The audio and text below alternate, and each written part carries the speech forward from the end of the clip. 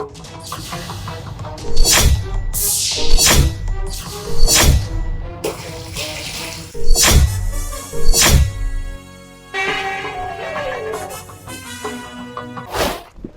খোলো। কি খুলবো? আরে খোলো না। শার্ট কেন খুলবো আমি? খোলো তো। আচ্ছা ঠিক আছে, আমি দাঁড়াও খুলছি তো। খুলেছি।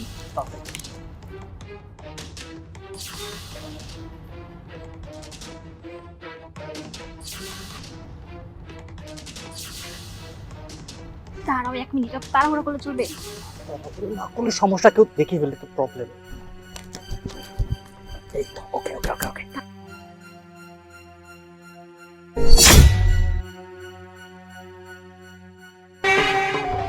দেখতে কিন্তু অনেক সুন্দর লাগছে। বুঝতে হবে না বউটা কার। এবার তাড়াতাড়ি চলো।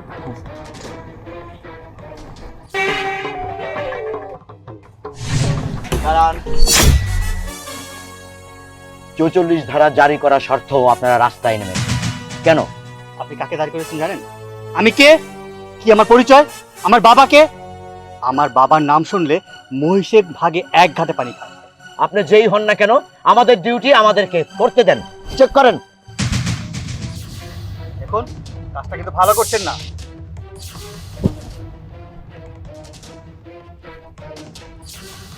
স্যার কিছু পেলাম না। হয়েছে? দাঁড়ান, ওনার কাছে পাননি, কিন্তু ইনাকে চেক করা হবে। ছাড়ুন। আপনার সাহস কি করে হয়? হ্যাঁ, আপনি একজন পুরুষ মানুষে, আমি একজন মহিলা মানুষ, আপনি আমার গায়ে টাচ করছেন? আচ্ছা, আপনার আইনে কি লেখা আছে এই সমস্ত কাজ কাম করার জন্য? আপনি আইনের লোক হয়ে বেআইনি কাজ কেমন করে করছেন? এই দাঁড়ান।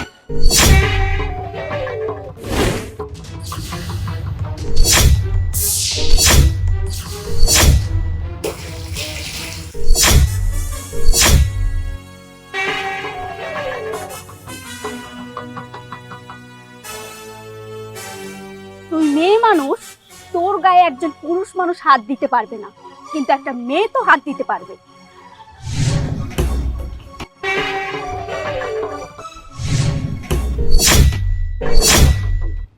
নিজেকে খুব চালাক মনে করেছিস তাই না? তোরা এটা ভুলে গিয়েছিস যে তোদের চাইতেও অনেক বেশি চালাক আইনের লোক, পুলিশের লোক, প্রশাসনের লোক। শোন, তোদেরকে ধরার জন্যই প্রশাসন আমাদেরকে ট্রেনিং দিয়েই পাঠিয়েছে।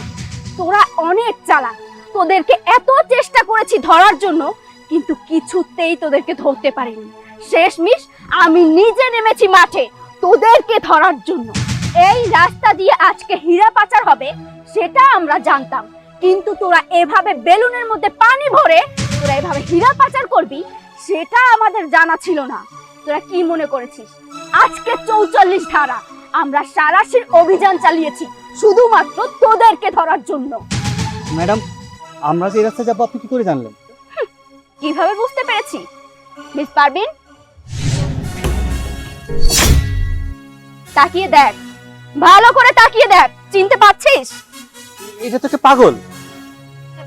ম্যাডাম, উনি তো পাগল, আর উনি কি জানে আপনাকে কি নিউজ দিয়েছে? সিআইডি অফিসার মিস পারবিন, উনি কোনো পাগল না।